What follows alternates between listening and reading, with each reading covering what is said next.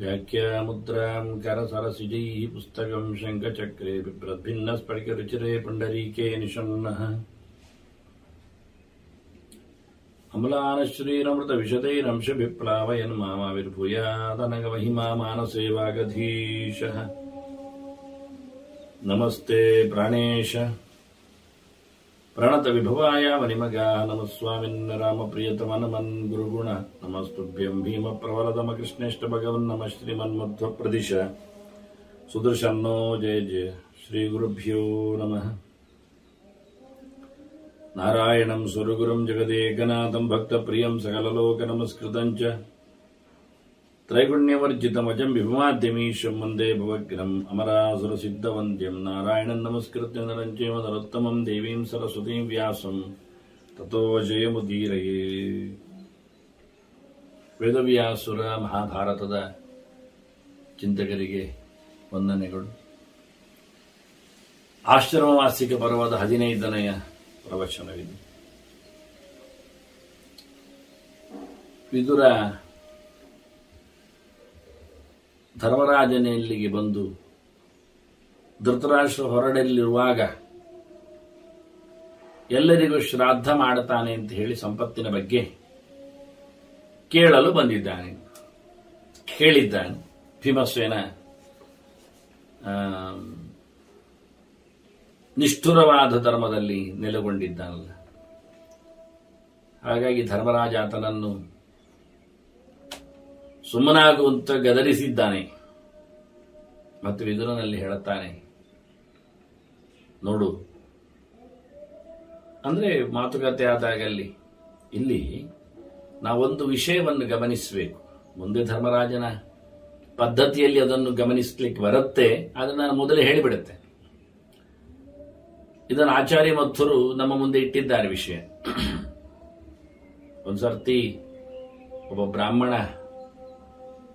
ಧರ್ಮರಾಜನ ಹತ್ತಿರ ಬಂದು ಕೇಳಿದ ಸಂಪತ್ತು ಯಾಗಕ್ಕಾಗಿ. ಆದ್ರೆ ಆತ ನಾಳೆ ಬಾ ಅಂತ ಹೇಳಿಬಿಟ್ಟ ಅಲ್ವಾ. ಇದರಿಂದ ಭೀಮಸೇನಲ್ಲಿ ಹೋಗಿ ಕೇಳುತ್ತಾನೆ ಆ ಬ್ರಾಹ್ಮಣ, ಸಂಪತ್ತು ಬೇಕು ಅಂತ, ಹೋಮಕ್ಕಾಗಿ ಅಂತ.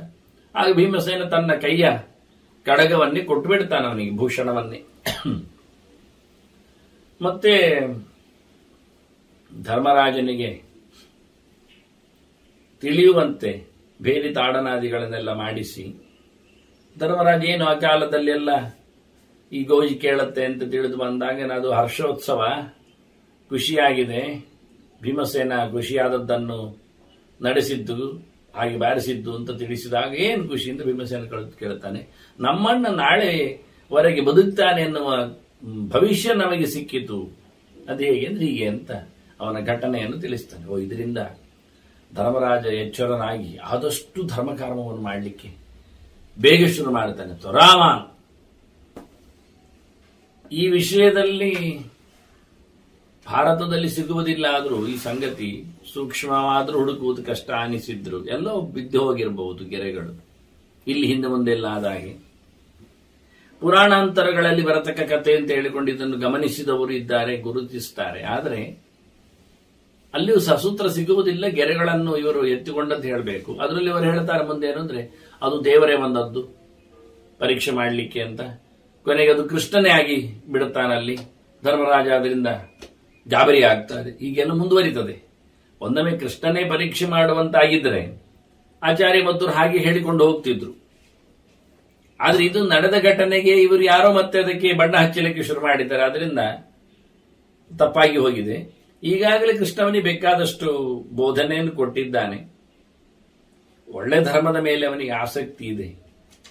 ಆದರೂ ಯಮನ ಪಾಳೆಯ ಯಮ, ನಾವು ಸಾವು ಬರುವುದಾದ್ರೂ ಸಹ ಮುಂದುವರಿಸುವುದಿಲ್ವಾ, ನಾಳೆ ಮಾಡುವ ಮತ್ತೆ ಮಾಡುವ ಅಂತ ಹೇಳಿಕೊಂಡು. ಅದರಂತೆ ಅವನಲ್ಲಿ ಒಂದು ರೀತಿಯ ತಂದ್ರ ಬಂದಿರಬೇಕು. ಅದನ್ನು ಮತ್ತೆ ಸರಿಗೊಳಿಸಿದ ಭೀಮಸೇನ. ಹಾಗೆ ಭೀಮಸೇನ ಕೈ ತೋಳು ತೋರಿಸಿ ಈ ಧೃತರಾಷ್ಟ್ರನಿಗೆ ಇನ್ನು ಗಟ್ಟಿಯಾದ ತಪಸ್ಸು ಮಾಡದೆ ಸಾಧನೆಯಲ್ಲಿ ಮುಂದೆ ಹೋಗ್ಲಿಕ್ಕೆ ಆಗುವುದಿಲ್ಲ ಅಂತ ಹೇಳಿ ಅವನ ಮೇಲಿನ ಕರುಣೆಯಿಂದಲೇ ಇಲ್ಲಿ ಮುದುಕನ ಮಕ್ಕಳು ಸತ್ತಿದ್ದಾರೆ ಅಂತ ಹೇಳಿಕೊಂಡು ತಮಾಷೆ ಮಾಡಿ ವೈರಾಗ್ಯ ಬರುವಂತೆ ಮಾಡಿದ. ವೈರಾಗ್ಯ ನಿಜವಾಗಿ ಸಾಬೀತಾಗಿ ಗಟ್ಟಿಯಾಗಿ ಬಂದ ನಂತರ ನಾಟಕೀಯವಾಗಿ ಬರಲಿಲ್ಲ. ಆದರೆ ಇದರನ್ನಲ್ಲೂ ತೋಡಿಕೊಂಡಿದ್ದಾನೆ ಈ ಶಬ್ದಗಳನ್ನು, ಭೀಮಸೇನನ ವಾದಗಳನ್ನು. ವಿದುರ ಚೆನ್ನಾಗಿ ಉಗುಳಿದ್ದಾನೆ ಧೃತರಾಷ್ಟ್ರನಿಗೆ. ಹೌದು, ಮತ್ತೆ ನೀನ್ ದಿನ ತಿಂತ ಇಲ್ವೇ ಇಲ್ಲಿ? ನಿನಗೇನಾದ್ರು ವೈರಾಗ್ಯ ಬಂತ? ಮಾಡಿದ ತಪ್ಪುಗಳು ಎಷ್ಟಿಲ್ಲ ಕೇಳ್ತಾನ. ಬೆಂಕಿಗೊಟ್ಟೆ, ವಿಷ ಇಕ್ಕಿದೆ, ಸಂಪತ್ತು ಲೂಟಿ ಮಾಡಿದೆ, ಹೆಂಡತಿ ಮಕ್ಕಳನ್ನು ಅನ್ಯಾಯ ಮಾಡಿದೆ, ಇನ್ನೆಂತ ಬೇಕಾಯ್ತು ನೀನ್ ಮಾಡ್ಲಿಕ್ಕೆ ಅಂತ ಬಹಳ ಚೆನ್ನಾಗಿ ಬೈತಾನೆ. ಈ ಬೈಯುವ ಗೆರೆಗಳೆಲ್ಲ ಭಾಗವತದಲ್ಲಿ ಬಂದಿದೆ. ವಿಶೇಷವಾಗಿ ಅಗ್ನಿ ದತ್ತಶ್ಚಗರ ಅಂತೆಲ್ಲ ಹೇಳಿಕೊಂಡು ಋತಂ ಕ್ಷೇತ್ರಂಧನಂ ಸಂಪತ್ತನ್ನು ಲೂಟಿ ಮಾಡಿದ್ದೆಲ್ಲ. ಆದ್ರಿಂದ ವಿದುರ ಕೊನೆಗೆ ಗಟ್ಟಿಯಾಗಿ ಹೇಳಿದ ಭೀಮಾಪವರ್ಜಿತಂ ಪಿಂಡಂ ಆದತ್ತೆ ಗೃಹಪಾಲವತು ಅಂತ. ಈ ಗೆರೆ ವಿದುರನ ವಾಕ್ಯ ಮಹಾಭಾರತದಲ್ಲಿ ಕಾಣುವುದಿಲ್ಲ, ಆದ್ರೆ ಭಾಗವತದಲ್ಲಿ ವ್ಯಾಸರು ತೋರಿಸಿಬಿಟ್ಟಿದ್ದಾರೆ. ಭೀಮ ಹಾಕಿದ ತುತ್ತನ್ನು ನಾಯಿ ತಿಂದಂತೆ ತಿಂತಾ ಇದ್ದೀಯಲ್ಲ ಅಂತ ಹೇಳ್ತಾನೆ. ತುತ್ತು ಶಬ್ದ ಹೇಳೋದಿಲ್ಲ, ಭೀಮಾಪವರ್ಜಿತಂ ಪಿಂಡಂ ಅಂತ. ಆದತ್ತೆ ಗೃಹಪಾಲವತು ಅಂತ ಅಣ್ಣನಿಗೆ ತಮ್ಮ ನೇರ ಹೇಳಿದ್ದ. ನಿನಗಿನ್ನಾದರೂ ಬುದ್ಧಿ ಬರಲಿ, ವೈರಾಗ್ಯ ಬರಲಿ, ತಪೋನಿಷ್ಠನಾಗು ಅಂತ ಭೀಮಸೇನ ನಿನ್ನ ಮೇಲೆ ಗಾಢವಾಗಿ ಮಾತಿನ ಚಾಟಿ ಹಾಕ್ತಾ ಇದ್ದಾನೆ ಅಂತ ಅರ್ಥ ಮಾಡಿಕೊಂಡ ಧೃತರಾಷ್ಟ್ರ ಹೊರಟದ್ದು. ಅದರಿಂದ ಇಲ್ಲಿ ಭೀಮಸೇನ ಏನು ಎನ್ನುವುದು ಚೆನ್ನಾಗಿ ಅರ್ಥ ಇದೆ ಅಂತ ನಾವು ಅರ್ಥ ಮಾಡಿಕೊಂಡರೆ ಮುಂದಿನ ಬೆಳವಣಿಗೆ ಅರ್ಥ ಆಗುತ್ತೆ. ಇಷ್ಟೇ. ಇಲ್ಲಿ ಧರ್ಮರಾಜ ಭೀಮಸೇನಲ್ಲಿ ಕೇಳುವಾಗ ಕೊಡದೇ ಇರಲಾಗಿ ಈ ಮಾತುಗಳೆಲ್ಲ ವಿದುರನಿಗೆ ಅರ್ಥ ಆಗಿದೆ. ವಿದುರನಲ್ಲಿ ಇದ್ದಾನೆ ಮಾಧ್ಯಮ. ಈಗ ವಿದುರನಲ್ಲಿ ಹೇಳೋದು. ಧರ್ಮರಾಜ ಹೇಳುತ್ತಾನೆ, ನ ಭೀಮಸೇನೆ ಕೋಪಂ ಸಹ ನೃಪತಿ ಕರ್ತುಮರ್ಹತಿ ಅಂತ. ಇನ್ನು ಹೋಗಿ ಧೃತರಾಷ್ಟ್ರನಿಗೆ ಹೇಳಿ, ನೀನು ಭೀಮಸೇನ ಕೊಡ್ಲಿಕ್ಕೆ ಕೇಳಲಿಲ್ಲ, ಅರ್ಜುನ ಮತ್ತೆ ಧರ್ಮರಾಜರು ಇಷ್ಟಪಟ್ರು ಅಂತ ಹೇಳಿಬಿಟ್ಟು ಇನ್ನು ರಾಜನಿಗೆ, ಧೃತರಾಷ್ಟ್ರನಿಗೆ, ದೊಡ್ಡಪ್ಪನಿಗೆ ನಮ್ಮ ಮೇಲೆ, ಭೀಮಸೇನನ ಮೇಲೆ ಕೋಪ ಬರುವುದು ಬೇಡ, ಅವನು ಮನಸ್ತಾಪ ಮಾಡಿಕೊಳ್ಳುವುದು ಬೇಡ, ಒಳಗಿಂದ ಕಸಿವಿಸಿಕೊಳ್ಳುವುದು ಬೇಡ ಅಂತ ಇವನೇ ದಮ್ಮೆ ಹಾಕಿಬಿಡ್ತಾನೆ ವಿದುರನ ಹತ್ರ. ವಿದುರ ಮೊದಲೇ ಅಲ್ಲಿ ಸರಿ ಮಾಡಿ ಬಂದಿದ್ದಾನೆ, ಗೊತ್ತಿದೆ ಭೀಮಸೇನ ಯಾರು ಅಂತ. ಅದು ಧರ್ಮರಾಜನಿಗೆ ಗೊತ್ತಿಲ್ಲ. ಧರ್ಮರಾಜನಿಗೆ ಗೊತ್ತಾಗದಂತೆ ಇಮೌತು ಪರಿಘಪ್ರಕ್ಯವು ಬಾಹು ಚಂದನ ಋಷಿತು ಹೇಳಿದಕ್ಕೆ ಗಂಧ ತೇಯಬೇಕಾದ್ದು, ಗಂಧ ಪೂಸಬೇಕಾದ್ದು, ಯಾಗೇವರಂತರ ಮಾಸಾಧ್ಯ ಜರಡಸ್ಯ ಸುತಾಹಂ ಮೃತಾಹ ಅಂತ. ಈ ಮುದುಕನ ಮಕ್ಕಳು ಇಲ್ಲೇ ಅಪ್ಪಚ್ಚಿಯಾಗಿ ಸತ್ತದ್ದಲ್ಲ ಅಂತ ಮತ್ತೆ ಪುನಃ ಕೆಲವೊಮ್ಮೆ ಹೇಳ್ತಾನೆ, ದುರ್ಯೋಧನ ಹಾತ ಅಂತ. ಇವನ ಮಗ ದುರ್ಯೋಧನ ಸತ್ತದ್ದು ಹೀಗೆ ಅಂತ ಹೇಳಿಕೊಂಡೆಲ್ಲ ಹೇಳುತ್ತಾನೆ. ಬೇರೆ ಬೇರೆ ಮಾತುಗಳು, ಇಂಥದ್ದು ಅನೇಕ ಮಾತುಗಳು ಅಂತಿತ್ತಲ್ಲ. ಈ ಮಾತುಗಳೆಲ್ಲ ಧೃತರಾಷ್ಟ್ರ ಗಾಂಧಾರಿಯರು ಕೇಳಿದ್ದಾರೆ. ಅದಕ್ಕೆ ವಿದುರನು ಉತ್ತರ ಕೊಟ್ಟಿದ್ದಾನೆ. ಅವನು ವಿದುರನಲ್ಲಿ ಹೇಳಿರಬೇಕು ಮಾತುಗಳನ್ನೇ. ಆಗ ಭೀಮಸೇನ ಏನು ಅಂತ ಅವನು ಅರ್ಥ ಮಾಡಿದ್ದಾನೆ. ಆದರೆ ಧರ್ಮರಾಜನಿಗೆ ಭೀಮಸೇನ ಏನು ಅಂತ ಅರ್ಥ ಆಗದ್ದು ಇಲ್ಲ ಅವನಿಗೆ ಎಂತೆನ್ನುವ ಈಚೆ ಬದಿಯಲ್ಲಿ. ಆದ್ರಿಂದ ವಿದುರನಲ್ಲಿ ಹೇಳುತ್ತಾನೆ, ನ ಭೀಮಸೇನೆ ಕೋಪಂಸ ನೃಪತಿ ಕರ್ತುಮರ್ಹತಿ ಅಂತ. ಭೀಮಸೇನನ ಮೇಲೆ ರಾಜ ದೊಡ್ಡಪ್ಪ ಏನೋ ತಪ್ಪು ಕಲ್ಪನೆ ಮಾಡಿಕೊಳ್ಳುವುದು, ಸಿಟ್ಟಾಗುವುದೆಲ್ಲ ಬೇಡ. ಯಾಕೆಂದ್ರೆ ಅವನು ಬರಿಕ್ಲಿಷ್ಟೋ ಹಿ ಭೀಮಸ್ತು ಹಿಮ ವೃಷ್ಟಿ ಆತಪಾದಿ ಬಿಹಿ ಅಂದಾನೆ. ಬಹಳ ತೊಂದರೆ ಪಟ್ಟಿದ್ದಲ್ಲ ವನವಾಸದಲ್ಲಿದ್ದಾಗ ಭೀಮಸೇನ. ಅದು ಮಳೆ ಅಂತ ಇಲ್ಲ, ಚಳಿ ಅಂತ ಇಲ್ಲ, ಗಾಳಿ ಬಿಸಿಲು ಏನು ಅಂತ ವಿಶಿಷ್ಟವಾದ ವಿಚಿತ್ರವಾದಂತಹ ಕಾಡುಗಳು, ಕಾಡು ಮೇಡುಗಳು. ಯಾಕೆಂದ್ರೆ ಹೆಚ್ಚಿನ ರಕ್ಷಣೆಯಲ್ಲಿ ನೋಡಿಕೊಳ್ಳುವುದರಲ್ಲಿ ಭೀಮಸೇನಂದೇ ಪಾತ್ರ ಇತ್ತು. ಅವನ ಮೇಲಿನ ಭರವಸೆಯಿಂದಲೇ ಧರ್ಮರಾಜಾದಿಗಳು ಆರಾಮವಾಗಿದ್ದದ್ದು. ಆದ್ರಿಂದ ಭೀಮಸೇನ ಅಷ್ಟೆಲ್ಲ ಸಹಿಸಿಕೊಂಡಿದ್ದಾನೆ, ತೊಂದರೆ ಒಳಪಟ್ಟಿದ್ದಾನೆ ಹೇಳಿ ಧರ್ಮರಾಜ ನಾವೆಲ್ಲ ಅಂತ ಹೇಳುವುದಕ್ಕಿಂತಲೂ ಹೆಚ್ಚು ಭೀಮಸೇನನ್ನು ಹೇಳ್ತಾನೆ. ಯಾಕೆ? ಅರ್ಜುನ 5 ವರ್ಷ ತಪಸ್ಸಿ ಹೋಗಿದ್ದಾನೆ ಕೈಲಾಸ ಪರ್ವತಕ್ಕೆ. ಅದನ್ನ ಅರ್ಜುನ ಇವರೊಟ್ಟಿಗೆ ತಿರುಗಲಿಕ್ಕೆ 5 ವರ್ಷ ಇಲ್ಲ. ಆದ್ರಿಂದ ಅರ್ಜುನನನ್ನು ತಪ್ಪಿಯೋಯ್ತಾ? ಇನ್ನು ನಕಲ ಸಹದೇವರನ್ನು ಭೀಮಸೇನನೇ ಹೆಚ್ಚು ಕಾಳಜಿ ವಹಿಸಿಕೊಂಡು ನೋಡಿಕೊಳ್ಳುವುದರಿಂದ ಹೆಚ್ಚು ಭಾರ ಬಿದ್ದದ್ದು ಭೀಮಸೇನನೇ. ಆದ್ರಿಂದ ಅಜಗರ ಹೆಬ್ಬಾವು ಹಿಡಿದಾಗಲೂ ಹೇಳಿದ್ದ ಧರ್ಮರಾಜ, ಹೀಗೆಲ್ಲ ಸಾಹಸ ಎಲ್ಲ ಮಾಡಲಿಕ್ಕೆ ನಮ್ಮನ್ನು ಬಿಟ್ಟು ಹೋಗಬೇಡ, ಮತ್ತೆ ನಾಳೆ ನಾವು ರಾಜ್ಯ ಪಡೆಯುವುದು ಯಾರ ಬಲದಿಂದ ಅಂತ ಹೇಳಿದ್ದ.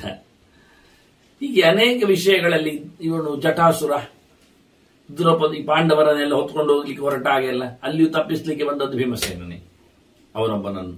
ಹೀಗೆ ಅನೇಕ ಅಸುರರ ಸಂಹಾರದ ನೆಲೆಯಲ್ಲಿಯೂ ಕಾಡಿನಲ್ಲಿ ಒಂದೆರಡು ಹೆಸರಲ್ಲ, ತೀರ್ಥ ವಿಘ್ನಕರ ತಿಸ್ರಕೋಟ್ಯ ಅಂತಾರೆ. 3 ಕೋಟಿ ರಕ್ಕಸರನ್ನು ಭೀಮಸೇನ ವನವಾಸದಲ್ಲಿದ್ದಾಗ ಅಲ್ಲಲ್ಲಿ ತೀರ್ಥಕ್ಷೇತ್ರಗಳಲ್ಲಿ ಅನ್ಯಾಯ ಮಾಡುತ್ತಿದ್ದವರನ್ನು, ವಿರೋಧ ಮಾಡುತ್ತಿದ್ದವರನ್ನು, ಬರುವವರನ್ನು ಲೂಟುತ್ತಿದ್ದವರನ್ನು, ಸಾಯಿಸುತ್ತಿದ್ದವರನ್ನು ಕೊಂದಿದ್ದಾನೆ. ಇಲ್ಲಿ 18 ಅಕ್ಷೋಹಿಣಿ ಸೈನ್ಯದಲ್ಲಿ ಸತ್ತವರ ಸಂಖ್ಯೆ ಕೋಟಿಯೂ ಇಲ್ಲ.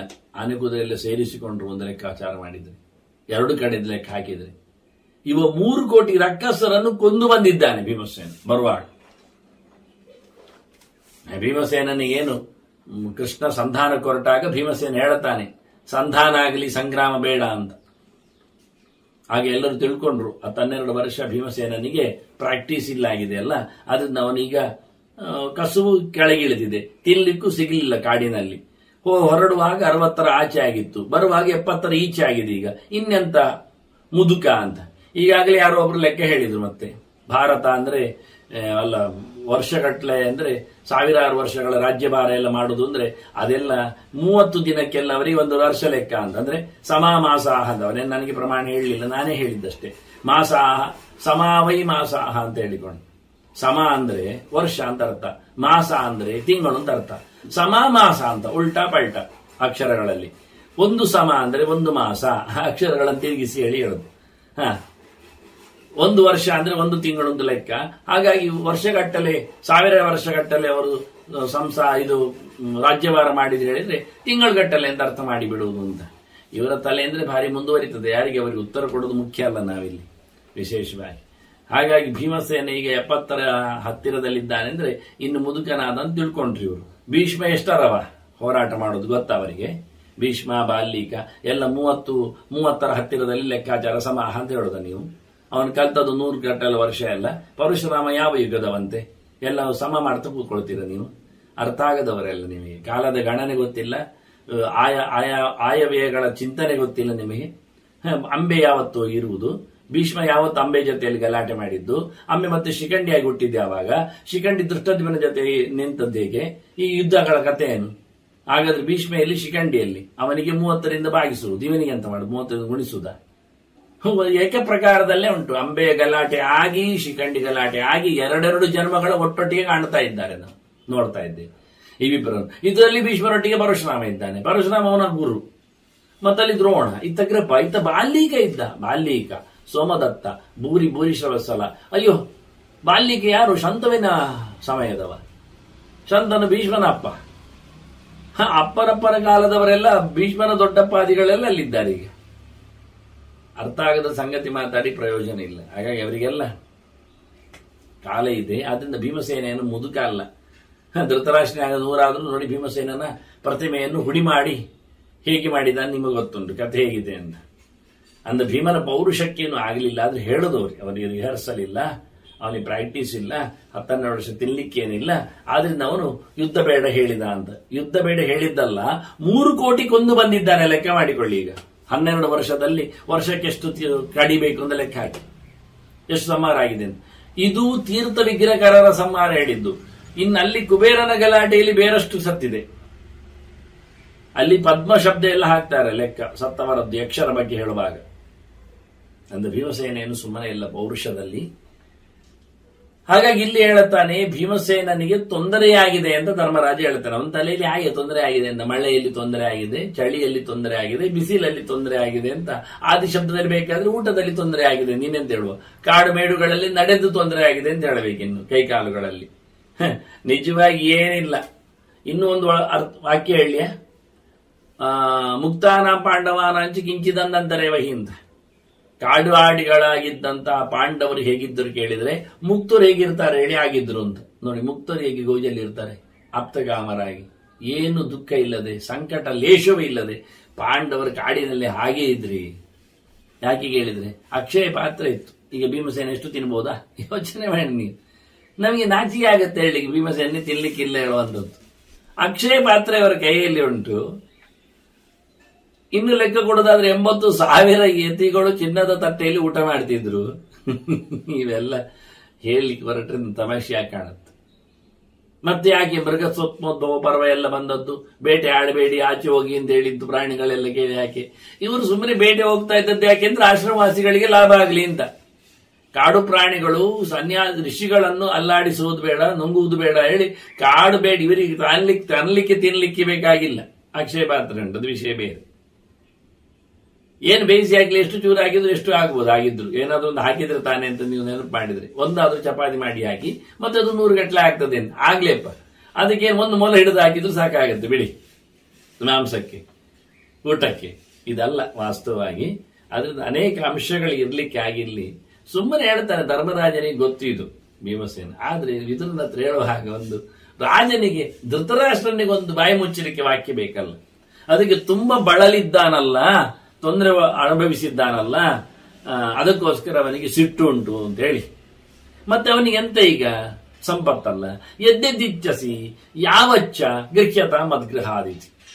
ಧರ್ಮರಾಜ ವಿದುರನಲ್ಲಿ ಹೇಳಿ ಕಳಿಸ್ತಾನೆ, ಏನು ಬೇಕಾದ್ರೂ ಸಂಪತ್ತು, ಎಷ್ಟು ಬೇಕಾದ್ರೂ ನನ್ನ ಮನೆಯಿಂದ ಪಡೆಯಲಿ ಅಂತ ಹೇಳಿ.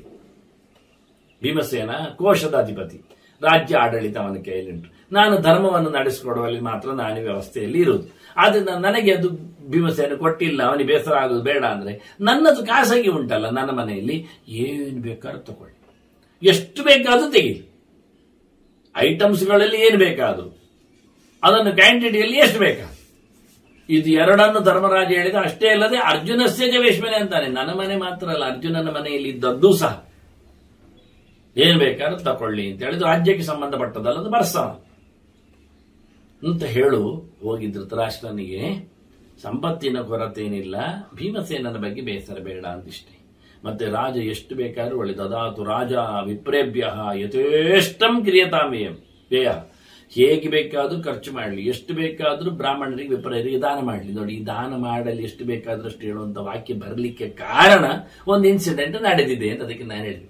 ಮುಂದಿನ ಗೆರೆಗಳಲ್ಲಿ ಅರ್ಥ ಆಗ್ಲಿಕ್ಕೆ ಉಂಟು ಹೇಳಿದ್ ನಾನು, ಇದು ಸೂಚನೆ ಆಗಿದೆ ಅಂತ ಹೇಳಿದ. ಅದನ್ನ ಎಲ್ಲಿಯೋ ಒಂದು ಅರ್ಧಗೆರೆಯಲ್ಲಿ ತುಂಡು ಶಬ್ದದಿಂದ ಬಂದಿರಬೇಕು. ಧರ್ಮರಾಜನ ಜುಜುಬಿತನದ ನಾಳೆ ಹೇಳ್ತೇನೆ ನಾಳೆ ಕೊಡ್ತೇನೆ ಹೇಳಿದ ವಾಕ್ಯದ ವಾಕ್ಯ ಎಲ್ಲೋ ಇದ್ದಿರಬಹುದು. ಆದ್ರೆ ಈ ಗೆರೆಗಳೆಲ್ಲ ಅರ್ಥ ಆಗತ್ತೆ. ಎಷ್ಟು ಬೇಕಾದಷ್ಟು ಬ್ರಾಹ್ಮಣರಿಗೆ ಕೊಡುವಲ್ಲಿ ಧೃತರಾಷ್ಟ್ರ ಒಟ್ಟಾರೆ ಅವನು ಎಲ್ಲ ಋಣ ಮುಕ್ತನಾಗಲಿ. ಪುತ್ರ ಋಣದಿಂದ, ಮಿತ್ರ ಋಣದಿಂದ, ಎಲ್ಲರೂ ಮಿತ್ರರೇ. ಮಕ್ಕಳಲ್ಲದವರಾಗಿದ್ರೆ, ಸಂಬಂಧದವರು ಅಲ್ಲದಾಗಿದ್ರೆ ಎಲ್ಲ ಮಿತ್ರ ವರ್ಗದವರು. ಅವರನ್ನೆಲ್ಲ ಕಳ್ಕೊಂಡಿದ್ದಾನೆ, ಘಾಸಿಗೊಳಿಸಿದ್ದಾನೆ. ಅವನೊಂದು ಚೂರು ನಿಲ್ಲಿ ಅಂತ ಹೇಳಿದ್ರೆ ನಿಲ್ತಿತ್ತು, ನಿಲ್ಲಿ ಹೇಳಲಿಕ್ಕೆ ಆಗಲಿಲ್ಲ, ಕೈ ಮೇಲೆತ್ತಿದ. ಕೃಷ್ಣನು ಹೇಳಿದ ತೊಯ್ಯಾಯತ್ತಮಿದಂ ಅಂತ ಹೇಳಿಕೊಂಡು, ನಿನ್ನ ಕೈಯಲ್ಲಿದೆ ಮತ್ತೆ ನನ್ನ ಕೈಯಲ್ಲಿದೆ ಅಂತ. ಹಾಗಾಗಿ ನಾನು ಪಾಂಡವರನ್ನು ನಿಲ್ಲಿಸ್ತೇನೆ, ಕೌರವರನ್ನು ನಿಲ್ಲಿಸು ಅಂತ ಹೇಳಿದ. ಸ್ಥಾಪಯಾಮ್ಯಹಂ ಪರಾನ್ ಅಂತಾನೆ, ಸಂಸ್ಥಾಪಯ ಪುತ್ರಾನ್ ಸಂಸ್ಥಾಪಯ ಅಂತಾನೆ. ನಿನ್ನ ಮಕ್ಕಳನ್ನು ನೀನು ತಡೆದು ನಿಲ್ಲಿಸು, ಸ್ಥಾಪಯಿಷ್ಯಾಮ್ಯಹಂ ಪರಾನ್, ನಾನು ಪಾಂಡವರನ್ನು ನಿಲ್ಲಿಸಿ ಬಿಡುತ್ತೆ. ಈಗ ನನ್ನ ಕೈಯಲ್ಲಿ ಉಂಟು, ನಿನ್ನ ಕೈಯಲ್ಲಿ ಉಂಟು ಯುದ್ಧ ನಿಲ್ಲಿಸುವ ಕತೆ. ನಾನು ನಿಲ್ಲಿಸಿದೆ, ನೀನು ನಿಲ್ಲಿಸಿಬಿಡು ಅಂತಾನೆ. ಕೈ ಮೇಲೆ ಎತ್ತಿದ, ಆಗುದಿಲ್ಲ ಅಂತ. ನೀನು ಹೇಳಿಬಿಡು, ನಾವು ಅವರ ರಟ್ಟೆ ಹಿಡಿದು ನಿಲ್ಲಿಸ್ತೇವಂದ, ಅದು ಹೇಳಲಿಕ್ಕೆ ಹೋಗ್ಲಿಲ್ಲ. ನೀನೇ ಹೇಳು ಅಂದ ಕೃಷ್ಣ. ಅವನೇ ಹೇಳಿದ್ದು ಸುಚ್ಚಗ್ರಮಪಿ ಅಂತ ಹೇಳಿದ್ದಾನೆ, ಒಂದು ಸೂಜಿ ಮೊನೆ ಚುಚ್ಚುವ ಜಾಗವನ್ನು ನಾನು ಹೋರಾಡದೆ ಕೊಡುವುದಿಲ್ಲ ಅಂತ ಹೇಳಿ ಅನ್ನ ಧೃತರಾಷ್ಟ್ರ ಹೇಳುತ್ತಾನೆ. ಧೃತರಾಷ್ಟ್ರನಿಗೆ ಋಣ ಪರಿಹಾರ ಆಗಲಿಕ್ಕೆ ಏನು ಬೇಕಾದರೂ ದಾನ ವ್ಯವಸ್ಥೆ ಮಾಡಿಕೊಳ್ಳಿ ಅಂತ ಧರ್ಮರಾಜನೇ ಆ ನೆಲೆಯಲ್ಲಿ ಬಿಟ್ಟುಕೊಡ್ತಾನೆ. ಮತ್ತು ಇನ್ನೂ ಮುಂದುವರಿಸಿ ಹೇಳ್ತಾನೆ, ಇದಂಚಾಪಿ ಶರೀರಮ್ಮೆ ತವಾಯತ್ತಂ ಜನಾಧಿಪ. ಅವನ ಮಾತು ಹೇಳಲಿಕ್ಕೆ ಹೇಳ್ತಾನೆ, ಧೃತರಾಷ್ಟ್ರನೇ, ಈ ನನ್ನ ದೇಹವು ನಿನಗಾಗಿ ಮುಡಿಪಾಗಿದೆ, ಏನ್ ಕೆಲಸ ಮಾಡ್ಲಿಕ್ಕೂ ತಾನು ತಯಾರು. ಅದ್ರಲ್ಲಿ ಹೇಳಿದ, ನಾನೇ ಕಾಡಿ ಹೋಗ್ತೇನೆ, ನೀನೇ ಕೂತ್ಕೋ ನಿನ್ನ ಮಗನನ್ನು ಅಂತ ಹೇಳಿ. ಅದಾಗ್ಲಿಲ್ಲ, ಪರಂಪರೆಯ ಕತೆ, ನಿಜವಾಗಿಯೂ ವೈರಾಗ್ಯ, ನೋವು, ಮಾಡಿಕೊಂಡ ತಪ್ಪಿಗೆ ಪ್ರಾಯಶ್ಚಿತ್ತ ಅಂತ ಹೇಳಿಕೊಂಡು ಹೊರಟ. ಆಯ್ತು ಅಂತ ಹೇಳಿ ಆಯ್ತು. ಹೀಗಾಗಿ ಮತ್ತೆ ಇಲ್ಲಿ ಬಹಳ ಚಂದವಾಗಿ ಧರ್ಮರಾಜ ಹೇಳಿ ಕಳಿಸ್ತಾನೆ, ನಾನು ನಿನ್ನ ಅಡಿಯಾಳಾಗಿದ್ದೇನೆ, ನೀನೇ ರಾಜ ಅಲ್ವಾ, ನಿನ್ನದೇ ಸೊತ್ತಲ್ವಾ, ಏನ್ ಕೇಳಲಿಕ್ಕೆ ಉಂಟು, ಎಲ್ಲ ತಗೋ ಅಂತ ಹೇಳಿ ಹೇಳಿಕೊಂಡ. ವಾಸ್ತವವಾಗಿ ಹೋಗಿ ಧೃತರಾಷ್ಟ್ರನಿಗೆ ಹೇಳಿದ, ಪೂರ ಹೇಳಿದ. ಹೋಗಿ ಹೇಳಿದೆ, ಖುಷಿಪಟ್ಟ ಧರ್ಮರಾಜ. ಅರ್ಜುನ ಸೈ ಅಂದ, ಆದ್ರೆ ಭೀಮಸೇನ ಕೇಳಲಿಲ್ಲ. ಭೀಮಸೇನನ್ನು ಮಾತಾಡಿಸಿ ನಿಲ್ಲಿಸಿದ್ದ ಅರ್ಜುನ, ಆದರೂ ಆಗಲಿಲ್ಲ. ಅದರಿಂದ ನೀನು ಭೀಮಸೇನನ ಮೇಲೆ ಹೆಚ್ಚು ಕೋಪ ಮಾಡಿಕೊಳ್ಳದೆ, ಅವನ ಬಗ್ಗೆ ಕೋಪ ಮಾಡಬೇಡ ಅಂತಲೇ, ಬೇಸರ ಪಡಿಬೇಡ ಅಂತಲೇ ಧರ್ಮರಾಜ ಹೇಳಿ ಕಳಿಸಿದ್ದಾನೆ. ಭೀಮಸ್ತು ಸರ್ವ ದುಃಖಾನಿ ಸಂಸ್ಮೃತ್ಯ ಬಹುಲಾನ್ಯತ. ಭೀಮಸೇನಂತೂ ಮಾಡಿರತಕ್ಕ ನಿನ್ನ ಅನೇಕ ಅನ್ಯಾಯಗಳನ್ನು ನೆನಪಿಸಿಕೊಂಡ. ನೆನಪಾಗಿ ಹೇಳಿದ್ದು ಸರಿಯೇ ಅವ, ವನವಾಸವನ್ನು ಹೇಳಿದ್ದ, ಅಜ್ಞಾತವಾಸ ಹೇಳಿದ್ದ, ಎಲ್ಲವನ್ನು ತಿಳಿಸಿಕೊಟ್ಟಿದ್ದ ಅಲ್ಲಿ ಹೇಳುವಾಗ. ಅರ್ಜುನನನ್ನು ಮಾತಾಡಿಸುವಾಗ ವಿದುರ ಕೇಳ್ತಿದ್ದ. ಆದ್ದರಿಂದ ಇಲ್ಲಿ ಹೇಳ್ತಾನೆ, ಭೀಮಸೇನ ಮಾತ್ರ ಮಾಡಿದ ಅನ್ಯಾಯಗಳನ್ನೆಲ್ಲ ನೆನಪಿಸಿಕೊಂಡು ಹೇಳಿದ, ತುಂಬಾ ಮಾತಾಡಿದ. ಅಲ್ಲಿ ಅಂತೂ ಬಹಳ ಜಾಸ್ತಿ ಹೇಳಿದ್ದ ಭೀಮಸೇನ. ಕಷ್ಟತನಯ್ಯ ಅಂತೂ ಸರ್ವೇ ದುರ್ಯೋಧನಾದಯ ಅಂತಾನೆ.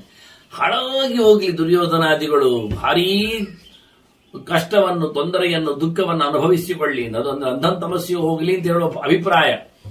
ಏಳಲಾರದ ಕಣಿಗೆ ಬೀಳುವಂತೆ ಅದನ್ನ ಕೃಚ್ಛ್ರಾದಿವ ಮಹಾಬಾಹು ಅನುಜಜ್ಞೆ ವಿನಿಶ್ವಸನ್ ಮೆಲ್ಲಕ್ಕೆ ಧರ್ಮರಾಜ ಹೇಳಿ ಒಪ್ಪಿಗೆಯನ್ನು ಕೊಡುವಂತೆ ಮಾಡಿದ ಭೀಮಸೇನ. ಅಂದರೆ ಒಪ್ಪಿಕೊಂಡದ್ದು ಅಂದ್ರೆ ಒಪ್ಪಿಕೊಂಡದ್ದಲ್ಲ, ಸುಮ್ಮನಿದ್ದದ್ದು ಅಷ್ಟೇ, ಮಾತು ಬದಲಿಸಿ ನಿಲ್ಲಿಸಿದ್ದಾರಷ್ಟೇ. ಆಗುದಿಲ್ಲ, ಅರ್ಜುನ ಮತ್ತೆ ಹೇಳಿದ್ರು ಆಗುದಿಲ್ಲ ಅಂತ ಹೇಳಿ ಕೂತಿದ್ದಾನ ಅವನು. ನಾವಾಗ್ತೇವಲ್ಲ, ಪಿಂಡವಲ್ವ, ನಾವಾಗುವ ಭೀಷ್ಮಾದಿಗಳಿಗೆ, ಕರ್ಣನಿಗೂ ಅಮ್ಮ ಇದ್ದಾಳಲ್ಲ, ಸೇರಿ ಮಾಡುವ. ಮತ್ತೆ ದುರ್ಯೋಧನಾದಿಗಳಿಗೆ ಯಾಕೆ ಅಂತ ಜೋರು ಮಾಡಿದವ. ಹಾಗಾಗಿ ಇವ ಹೇಳುತ್ತಾನೆ, ಅವ ಒಪ್ಪಲಿಲ್ಲ, ಆದ್ರಿಂದ ನೀನು ಅವನ ಮೇಲೆ ಕೋಪ ಮಾಡಬಾರ್ದು ಅಂತ ಧರ್ಮರಾಜ್ ಹೇಳ್ತಾನೆ. ನಚಮನ್ಯು ತ್ವಯಾ ಕಾರ್ಯ ಇತಿ ತ್ವಾಂ ಪ್ರಾಹ ಧರ್ಮರಾಜ್. ಅವ ಧರ್ಮರಾಜ ಹೌದೇ, ಧರ್ಮದ ನೆಲೆಯಲ್ಲಿ ಮಾತಾಡಿದ್ದಾನವ. ಏನದು ಧರ್ಮ? ನೀನು ಕೋಪ ಮಾಡಬಾರ್ದು ಹೇಳುದು ಎಂದ ಧರ್ಮ? ಕೊಡಬೇಕು, ಶ್ರಾದ್ದಕ್ಕೆ ಪಿತೃಕರ್ಮಕ್ಕೆ ಅಂದಾಗ ದುಡ್ಡು ಕೊಡುವುದಿಲ್ಲ ಅಂದ್ರೆ ಅಧರ್ಮ ಆಯ್ತಲ್ಲ. ಧರ್ಮಕ್ಕೆ ವಿನಿಯೋಗ ಮಾಡುವುದಿಲ್ಲ, ಒಬ್ಬ ಮಾಡುವುದಾದ್ರೂ ಕೊಡಬೇಕಲ್ಲ. ಈಗ ತಾನೇ ನೀವೊಂದು ಕತೆ ಹೇಳಿದ್ರಿ, ಒಬ್ಬ ಬ್ರಾಹ್ಮಣ ಬಂದು ಯಜ್ಞಕ್ಕೆ ದುಡ್ಡು ಕೇಳಿದಾಗ ಧರ್ಮರಾಜ ಕೊಡದ್ದಕ್ಕೆ ಭೀಮಸೇನ ಕೊಟ್ಟು ಭಾರಿ ಗೋಜಿ ಮಾಡಿದ ಅಂತ. ನಾಳೆವರೆಗೆ ಬದುಕ್ತೇನೆ ನಮ್ಮ ಅಣ್ಣನಿಗೆ ಖಾತ್ರಿ. ಈಗ ಧೃತರಾಷ್ಟ್ರನೇ ಕೇಳ್ತಾನೆ, ದೊಡ್ಡಪ್ಪನೇ ಕೇಳ್ತಾನೆ, ಅದು ಶ್ರಾದ್ದಕ್ಕೆ ಕೇಳ್ತಾನೆ, ಅದು ಭೀಷ್ಮಾದಿಗಳ ಶ್ರಾದ್ದಕ್ಕೆ ಕೇಳ್ತಾನೆ, ಕೊಡಬಹುದಿತ್ತಲ್ಲ, ಧರ್ಮ ಅಲ್ವಾ?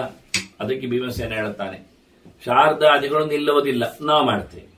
ದುರ್ಯೋಧನ ಕೊಟ್ರೆ ದುರ್ಯೋಧನಾದಿಗಳಿಗೆ ಮಾಡ್ತಾನೆ, ಅವನು ದೇವರ ದ್ವೇಷಿ, ನಮಗೆ ಪಾಪವೇ ಬರ್ತದೆ ಇವ ಹೇಳುದು ಭೀಮಸೇನ. ಅರ್ಜುನ್ ಹತ್ರ ಹೇಳಿದ್ದ ಅದನ್ನು, ಇಲ್ಲೆಲ್ಲ ಅದನ್ನು ರಿವೀಲ್ ಮಾಡಲಿಲ್ಲ ಧೃತರಾಷ್ಟ್ರನ ಹತ್ರ.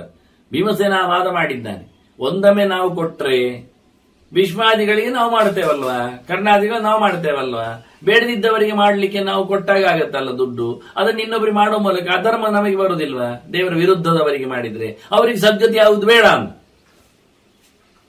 ಹೀಗೆ ಭೀಮಸೇನನ ಬಗ್ಗೆ ಮಾತಾಡಿದ್ದಕ್ಕೆ ಹೇಳುತ್ತಾನೆ, ಧರ್ಮರಾಜ ಹೇಳಿ ಕಳಿಸ್ತಾನೆ ವಿದುರನ ಹತ್ರ, ಭೀಮಸೇನನ ಮೇಲೆ ಕೋಪ ಮಾಡಬಾರದು ಅಂತ ಹೇಳಿದ್ದಾನೆ. ನಚಮನ್ಯು ತ್ವಯಾಕಾರಿ ತ್ವಾಂ ಪ್ರಾಹ ಧರ್ಮರಾಟ್. ಮತ್ತೆ ಮುಂದುವರಿಸಿ ಧರ್ಮ ಅಲ್ವಾ ಹೇಳಿದ್ದವ, ಏನ್ ಧರ್ಮ ಕೇಳಿದ್ರೆ ಬಹಳ ಚಂದವಾಗಿ ಹೇಳ್ತಾನೆ. ಸಂಸ್ಮೃತ್ಯ ಭೀಮಃ ತದ್ವೈರಂ ಯದನ್ಯಾಯವದಾಚರತ್ ಯದ್ ಅನ್ಯಾಯವದಾಚರತ್. ಹಿಂದೆ ಮಾಡಿದ ಅನ್ಯಾಯವನ್ನು, ನೀನು ಮಾಡಿದ ವೈರವನ್ನು ನೆನಪು ಮಾಡಿಕೊಂಡು ಭೀಮಸೇನ ಈಗ ಅನ್ಯಾಯ ಮಾಡಿದಂತೆ ಆಯ್ತು ನಿನಗೆ. ಅನ್ಯಾಯ ಮಾಡಿದಂತೆ, ಅನ್ಯಾಯ ಅಲ್ಲ ಅದು. ಯಾಕೆಂದ್ರೆ ಏವಂ ಪ್ರಾಯೋ ಹಿ ಧರ್ಮೋಯಂ ಕ್ಷತ್ರಿಯಾಣಾಂ ನರಾಧಿಪೋ. ಈ ಗೆರೆಯನ್ನು ನಾವು ತುಂಬಾ ಗುರುತಿಸಬೇಕಾದ. ಧರ್ಮರಾಜ ಧೃತರಾಷ್ಟ್ರನಿಗೆ ವಿದುರನ ಮೂಲಕ ಹೇಳಿ ಕಳಿಸಿದ್ದು, ಸಾಮಾನ್ಯವಾಗಿ ಕ್ಷತ್ರಿಯರು ಅಂದ್ರೆ ಹೀಗೆಯೇ, ಕ್ಷತ್ರಿಯರ ಧರ್ಮ ಹೀಗೆ. ಏನ್ ಕ್ಷತ್ರಿಯರ ಧರ್ಮ? ಕ್ಷತ್ರಿಯರ ಧರ್ಮದಲ್ಲಿ ಸಂಬಂಧದ ಪ್ರಶ್ನೆ ಇಲ್ಲ, ಅದು ಕ್ಷತ್ರಿಯ ಧರ್ಮ ಅಲ್ಲ. ಕ್ಷತ್ರಿಯ ಧರ್ಮದಲ್ಲಿ ಮಗನೇ ತಪ್ಪು ಮಾಡಲಿ, ಸಂಬಂಧಿಗಳೇ ಅನ್ಯಾಯ ಮಾಡಲಿ, ದೇಶದ್ರೋಹ ಮಾಡಲಿ, ಅವರನ್ನು ಕಡಾಕಡಿಯಾಗಿ ಬಿಡಬೇಕಾದ್ದು, ಬಡಿಬೇಕಾದ್ದು. ನೀನು ಮಗ ಅಂತ ಹೇಳಿಕೊಂಡು ದುರ್ಯೋಧನ ಅಪರಾಧನನ್ನು ಹಚ್ಚಿಕೊಂಡು ಬೇರೆದದ್ದು, ಆದ್ರಿಂದ ಅನ್ಯಾಯ ಆದದ್ದು. ಭೀಮಸೇನ ಆಗಲ್ಲ. ಆದ್ರೆ ಇದನ್ನು ಹೇಳುತ್ತಾನೆ ಧರ್ಮರಾಜ, ಅವನು ನಿನಗೆ ಅನ್ಯಾಯ ಮಾಡಿದಂತೆ ಕಾಣುತ್ತದೆ, ಅಧರ್ಮ ಮಾಡಿದಂತೆ ಅನಿಸ್ತದೆ, ಪಿತೃಕರ್ಮಕ್ಕೆ ದುಡ್ಡು ಕೊಟ್ಟಿಲ್ಲ ಅಂತ ಕಾಣುತ್ತದೆ, ಆದ್ರೆ ಅಲ್ಲ, ಅವನು ಅನ್ಯಾಯ ಮಾಡಲಿಲ್ಲ, ಅಧರ್ಮ ಅಲ್ಲ. ಯಾಕೆಂದ್ರೆ ಇದು ಕ್ಷತ್ರಿಯ ಧರ್ಮ. ಶುದ್ಧೇ ಕ್ಷತ್ರಿಯ ಧರ್ಮೇ ನಿರತೋಯಂ ತ್ರಿಕೋಧರಃ. ಇದು ಧರ್ಮರಾಜ ಹೇಳಿ ಕಳಿಸಿದ ಮಾತು. ಶುದ್ಧವಾದ ಕ್ಷತ್ರಿಯ ಧರ್ಮ, ಅನ್ಯಾಯದ ವಿರುದ್ಧ, ಅಧರ್ಮದ ವಿರುದ್ಧ, ಅಸತ್ಯದ ವಿರುದ್ಧ ಹೋರಾಡುವುದು. ಸುಳ್ಳು ಮಾಡಿದರು ದುರ್ಯೋಧನಾದಿಗಳು, ಮುಗಿಸಿಬಿಟ್ಟು.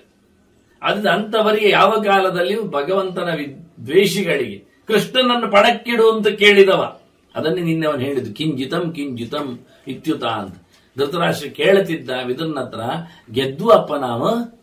ಮತ್ತೆ ಹೇಳುತ್ತಾನೆ, ಅಲ್ಲಿ ಚಾವಡಿಯಲ್ಲಿ ವಿಷಯ ಬಂದಿದೆ, ನಿಮ್ಮ ಕೃಷ್ಣ ಇದ್ದಾನಲ್ಲ, ಅವನನ್ನು ಜೂಜಿಗೆ ಪಣಕ್ಕಿಡುವಂತೆ. ಏನ್ ಧರ್ಮರಾಜನ ಸೊತ್ತವ?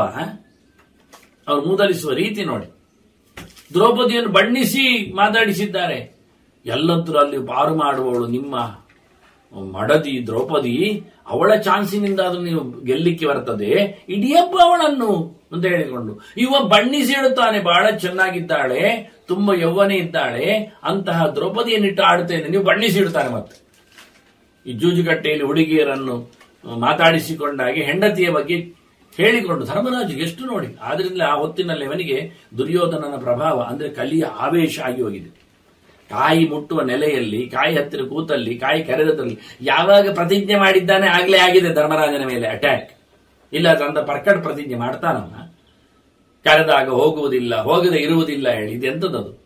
ಅಡ್ವೆಗೆ, ಜೂಜಿನ ಅಡ್ವೆಗೆ ಯಾರಾದ್ರೂ ಬರ್ಲಿಕ್ಕೆ ಹೇಳಿದ್ರೆ ನಾನು ಹೋಗುವುದಿಲ್ಲ, ಹೇಳುವುದಿಲ್ಲ. ಇದೇ ಎಲ್ಲ ಜನ ಹೀಗೆ ಮಾಡಿದ್ರೆ ನಾಳೆ ಹೆಂಡದ ಕಟ್ಟೆಗೆ ಕರೆದಾಗ ನಾನು ಬರುವುದಿಲ್ಲ ಹೇಳಿ ಕೂತ್ರೆ ಎಲ್ಲ ಹೋಗಿ ಕೂಡಿದ್ರೆ ಹೇಗಿರುತ್ತದೆ? ಅಧರ್ಮವನ್ನು, ಅಪೇಯವನ್ನು ಪ್ರತಿಜ್ಞೆಯಲ್ಲಿ ತರಲಿಕ್ಕೆ ಬರದು. ಆದ್ರೆ ನೀವು ಮಾಡಿದ ಆ ತಪ್ಪು ಕೆಲಸಕ್ಕೆ ಯಾರು ಹೊಣೆ ಆಗ್ತಾರೆ ಪ್ರತಿಜ್ಞೆ ಅಂತ ಹೇಳಿಕೊಂಡ್ರೆ? ಅದು ವಿಶೇಷ. ಆದ್ರೆ ಈಗ ಧರ್ಮರಾಜ ಅರ್ಥ ಆಗಿ ಹೇಳ್ತಾನೆ, ಕ್ಷತ್ರಿಯ ಧರ್ಮವನ್ನು ಕರಾರುವಾಕ್ಕಾಗಿ ನಡೆಸುವ ಭೀಮಸೇನನಿಗೆ ನೀನು ಯಾವುದೇ ಇತರ ಧರ್ಮಗಳ ಬಗ್ಗೆ ಬೋಧನೆ ಮಾಡಬೇಡಿ, ಆದ್ರಿಂದ ಅವನದ್ದು ನಿಷ್ಠುರವಾದ ಧರ್ಮ. ನಾವು ಪಾಪ ಧೃತರಾಷ್ಟ್ರ ದೊಡ್ಡಪ್ಪ ಹೇಳಿಕೊಂಡು ಲೋಕಪರರಾಗಿ ನಾವೊಂದು ಸಾಮಾಜಿಕ ಮುಖದಿಂದ ವ್ಯಾವಹಾರಿಕವಾಗಿ ನಾವು ಸಹಾಯ ಮಾಡ್ತಾ ಇದ್ದೇವೆ ಎನ್ನುವ ಅರ್ಥ ಬರುವಂತೆ ಅವನಲ್ಲಿ ಹೇಳಿ ಕಳಿಸ್ತಾನೆ. ಹಾಗೆ ಹೋಗಿ ಹೇಳ್ತಾನ, ಅವನು ತಿಳಿಸ್ತಾನೆ.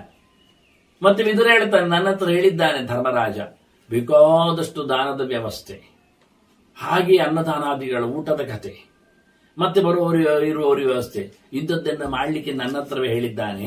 ಅಲಂಕಾರಗಳು, ಸಾಮಗ್ರಿಗಳು, ವ್ಯವಸ್ಥೆಗಳು, ತೋರಣಗಳು ಹಾಗೆ ಹೀಗೆ ಅಂತ ಹೇಳಿದ್ದಾನೆ ನನ್ನ ಹತ್ರ. ಹೇಳಿ ವಿದುರ ಧೃತರಾಷ್ಟ್ರನಿಗೆ ಹೇಳ್ತಾನೆ ಎಲ್ಲ ಸಂಗತಿಗಳು. ಧೃತರಾಷ್ಟ್ರನಿಗೆ ಖುಷಿ ಆಯಿತು, ಮೆಚ್ಚಿಕೊಂಡ, ಇರುವರನ್ನು ಹೆಚ್ಚಿಗೆ ಮೆಚ್ಚಿಕೊಂಡ. ಭೀಮಸೇನ ಬಗ್ಗೆ ಅವನಿಗೇನು ಆಕ್ರೋಶ ಇಲ್ಲ ಆಯ್ತು. ಯಾಕೆ ಮೊದಲೇ ವಿದುರವನನ್ನು ಸರಿ ಮಾಡಿದ್ದಾನೆ. ಆದ್ರಿಂದ ಧೃತರಾಷ್ಟ್ರನಿಗೆ ಧರ್ಮರಾಜ ಅರ್ಜುನನ ಮೇಲೆ ತುಂಬಾ ವಿಶ್ವಾಸ, ಖುಷಿ ಆಯಿತು. ಮತ್ತೆ ಆದಷ್ಟು ಕರೆದು ದಾನ ಮಾಡಲಿಕ್ಕೆ ಶುರು ಮಾಡಿದ. ನಿಜವಾಗಿ ಮೊದಲೇ ಈಗ ಎಲ್ಲರನ್ನು ಬರ್ಲಿಕ್ಕೆ ಹೇಳಿ ಮಾತಾಡಿಸಿದ ಅಂತ ಮಹಾಭಾರತದಲ್ಲಿ ಬಂತು. ಜಾನಪದರು ಬಂದಿದ್ರು, ತಾನು ಅವರಲ್ಲಿ ಕ್ಷಮೆ ಕೇಳಿಕೊಂಡ, ಅನುಜ್ಞೆ ಕೇಳಿಕೊಂಡ, ವಂಶ ಪರಂಪರೆ ಕಥೆ ಹೇಳಿದ, ಮಕ್ಕಳ ಬಗ್ಗೆ ಮಾತಾಡಿದ, ಕೊನೆಗೆ ಧರ್ಮರಾಜಾದಿನಗಳನ್ನು ನೀವು ಬೆಂಬಲಿಸಿರಿ ಅಂತ ಹೇಳಿದ ಅಂತ ಅದಕ್ಕೆ ಉತ್ತರ ಒಬ್ಬ ಒಳ್ಳೆ ಬ್ರಾಹ್ಮಣ ಕೊಟ್ಟಿದ್ದ ಅಂತ ಕೇಳಿದೆವು. ಅದು ನಿಜವಾಗಿ ಹೊರಡುವಾಗ ಮಾಡುವುದವ. ಆದ್ರೆ ಹೊರಡುವಾಗ ಆಚೀಚೆ ಮಾಡಿಬಿಟ್ರಿ. ಈಗ ಇಲ್ಲಿ ಈಗೆಲ್ಲ ದಾನ ದಕ್ಷಿಣೆ ಎಲ್ಲ ಕೊಟ್ಟಿದ್ದಾನೆ. ಆದ್ರಿಂದ ಪ್ರಕೃತಿಗಳೆಲ್ಲ ಅಂದ್ರೆ ಆವತ್ತಿನ ಜನ ಸಮುದಾಯ ಎಲ್ಲ ಇವನ ಕೈಗೆ ಸಿಕ್ಕಿದ್ದಾರೆ, ಧೃತರಾಷ್ಟ್ರನ ಕೈಗೆ. ಆದ್ರೆ ಸೊತ್ತು ಸವಲತ್ತುಗಳೆಲ್ಲ ಧರ್ಮರಾಜನದ್ದೇ ಇರ್ಲಿ ಬಿಡಿ ಅಂತ ಇರ್ಲಿ. ಅವನು ಆದಿಶ್ಯ ಸರ್ವೇಭ್ಯ ದದೋ ಸ ನೃಪಸತ್ತಮ. ಆ ರಾಜ ಧೃತರಾಷ್ಟ್ರ ಕರೆದು ಕೊಟ್ಟಂತೆ. ಯಾರ್ಯಾರು ನೋಡಿ ಗುರುತಿಸಿ ಎಲ್ಲ ಬೇಕಾದ್ದನ್ನೆಲ್ಲ, ದುಡ್ಡು, ಆನಂತರ ದನ, ಕೆಲವೆಡೆ ಭೂಮಿ ಸಸ್ಯ ಸಮೃದ್ಧಿ ಉಳ್ಳದ್ದು, ಇನ್ನು ಕೆಲವರ ರತ್ನಾದಿಗಳು, ಚಿನ್ನ, ಬೆಳ್ಳಿ, ಒಡವೆಗಳು, ದಾಸದಾಸಿಯರು ಕೆಲವರಿಗೆ ನೋಡಿ ಅದೆಲ್ಲ ಅವನ ಕೈಯಲ್ಲಿ ಉಂಟು. ಸ್ತ್ರೀಯರು, ಒಳ್ಳೆ ಸ್ತ್ರೀಯರನ್ನು ಕೊಟ್ಟಿದ್ದಾನೆ. ಕನ್ಯಾಹ ಅಂತಾನೆ. ಮತ್ತೆ ಕನ್ಯಾಹ ಸ್ತ್ರೀಯ ಅಂತ ಮದುವೆ ಆಗದವರು, ಮದುವೆ ಆಗುವವರಿಗಾಗಿ. ಮದುವೆ ಆನೆ ಕುದುರೆಗಳು ಅದೇನು ಕಮ್ಮಿ ಅಲ್ಲ, ಅದನ್ನು ಕೊಟ್ಟಿದ್ದಾನೆ. ವಸ್ತ್ರಭೂಷಣಾದಿಗಳು, ಕಂಬಲಾನಿಷ ಅಂತಾರೆ, ಕಂಬಳಿಗಳು. ಕಾರ್ತಿಕದಲ್ಲಿ ಆದದ್ದು ಘಟನೆ ಇದು. ಕಾರ್ತಿಕ ಅಂದ್ರೆ ಕೊನೆ ಹೊತ್ತು, ಚಾತುರ್ಮಾಸ್ಯ ಕಳೆದ ಹೊತ್ತದು, ಹಬ್ಬ ಎಲ್ಲ ಮುಗಿದ ಬಳಿಕ ಈಗ ನಮಗೆ ಸಿಗುವಂತಹ ವ್ಯವಸ್ಥೆ ಅನ್ನ ಆ ಹೊತ್ತಿನಲ್ಲಿ ಎಲ್ಲ ಮಾಡಿದ್ದಾನೆ. ಒಂದ್ಸರ್ತಿ ಹೋರಾಟ ಆದದ್ದು ಮಾರ್ಗಶಿರವೇ. ಇನ್ನು ಕಾರ್ತಿಕ ಆದ ನಂತರ ಮಾರ್ಗಶಿರ. ಆ ಲೆಕ್ಕದಲ್ಲಿ ರೌಂಡ್ ಅಲ್ಲಿ ಬಂದಾಗ ಹೋರಾಟದ ಎಷ್ಟನೇ ಒಂದು ವರ್ಷಗಳು ಅಂದ್ರೆ 18 ಹೋರಾಟ ಮುಗಿದು, ಅಂದ್ರೆ ಹೋರಾಟ ಆರಂಭವಾಗಿ ಇದು 16ನೇ ವರ್ಷ. ಅದನ್ನು ಒಂದೊಮ್ಮೆ ನಾವು ಎಂತ ಹೇಳುವ, ಹೋರಾಟ ವರ್ಷದ ಸಾಂವತ್ಸರಿಕ ಶ್ರಾದ್ದ ಅಂತ ಹೇಳುವ, ಏನಾದ್ರೂ ಒಂದು ಇರಲಿ. ಈಗ ಮಾಡಿದ್ದು ಶ್ರಾದ್ದ ಯಜ್ಞ ಅಂತ ಕರೆದಿದ್ದಾರೆ ಇವನನ್ನು. ಈಗ ದಾನ ಯಜ್ಞ ಆಗ್ತಾ ಉಂಟು. ಬಳಲು ಅಷ್ಟು ಹೊತ್ತು ದಾನ ಮಾಡಿದ್ದಾನಂತೆ. ಸೋತು ದಾನ ಮಾಡಿ ಸೋತದ್ದವ, ಸೊತ್ತು ಕೊಡದೆ ಅಲ್ಲ. ಹಾಗೆ ಆನೆ ಕುದುರೆಗಳ ದಾನ, ಅನ್ನಗಳ ದಾನ, ಇವೆಲ್ಲ ಬೇಕಾದಷ್ಟು ಮಾಡಿದ, ಕರೆದು ಮಾಡಿದ. ಹಾಗೆ ಇವರಿಗೆಲ್ಲ ದಾನ ದಕ್ಷಿಣೆ ಮತ್ತೊಂದು ಇನ್ನೊಂದೆಲ್ಲ ಕೊಡ್ಲಿಕ್ಕೆ ಹೋಗಿ ಪಡೆಯಲಿಕ್ಕಾಗಿ ಅವರೆಲ್ಲ ಧೃತರಾಷ್ಟ್ರನ ವಿರೋಧ ಮಾತಾಡ್ತಾರೆ. ಅಲ್ಲ, ವಾಸ್ತವ ಹೌದು, ಧೃತರಾಷ್ಟ್ರ ಹೇಳಿದ್ದು ಸರಿ ಇತ್ತು, ಅವರು ಹೇಳಿದ್ದು ಸರಿ ಇತ್ತು. ಆದ್ರೆ ಇಲ್ಲಿ ವಿಷಯಗಳು ಬಂದದ್ದು ಮತ್ತೆ ಹೊರಡುವಾಗಿ ಹೇಳಿದ್ದು. ಎರಡನ್ನು ಕರೆದು ಹೊರಡುತ್ತೇನೆ ಅಂತ ಹೇಳಿದ ಕತೆ. ಅದು ಯಾವಾಗ ಅಂತ ಕೇಳಿಕೊಂಡು ಅನುಜ್ಞೆ ಪಡೆದು ಹೊರಡ್ತಾ ಇದ್ದಾನೆ. ಈಗ ಹೊರಡುವ ಮುಂಚೆ ಶ್ರಾದ್ದ ಮಾಡುತ್ತೇನೆ ಅಂತ ಹೇಳಿ ಎಲ್ಲರಿಗೆ ಶ್ರಾದ್ದ ಮಾಡಿದ್ದಾನೆ, ಬೇಕಾದ ದಾನಗಳನ್ನು ಕೊಟ್ಟಿದ್ದಾನೆ. ಇಲ್ಲಿ ಗಮ್ಮತ್ತೇನು ಕೇಳಿದ್ರೆ, ಧೃತರಾಷ್ಟ್ರನಲ್ಲಿಗೆ ಏನು ಕೊಡಬೇಕು ಅಂತ ಕೇಳಲಿಕ್ಕೆ ಧರ್ಮರಾಜನ ಜನ ನಿಂತಿದ್ದಾರೆ. ಬರೆಯುವವರು, ಕೊಡುವವರು, ತೆಗೆಯುವವರು ಎಲ್ಲ ಇದ್ದಾರೆ. ಅವರನ್ನೆಲ್ಲ ಲೇಖಕರು, ಗಣಕರು ಅಂತೆಲ್ಲ ಕರೀತಾರೆ. ಅದ್ಯಾಕೆ ಯುಧಿಷ್ಠಿರಸ್ಯ ಅವರ ಮಾತಿನಿಂದ ಯುಧಿಷ್ಠಿರಸ್ಯ ವಚನಾತ್ ಅಪೃಚ್ಛಂತ ಸ್ಮ ತಮ್ರಪ, ಧರ್ಮರಾಜ ಹೇಳಿದ್ದಕ್ಕೋಸ್ಕರ ಅವರೆಲ್ಲ ಹೋಗಿ ಧೃತರಾಷ್ಟ್ರನಲ್ಲಿ ಕೇಳುತ್ತಾರೆ, ಎಂತ ಆಗಬೇಕು, ಏನ್ ಕೊಡಬೇಕು, ಯಾರಿಗೆ ಕೊಡಬೇಕು, ಎಷ್ಟು ಕೊಡಬೇಕು, ಎಲ್ಲಿ ಕೊಡಬೇಕು ಎಲ್ಲ ಕೇಳಿದವರು.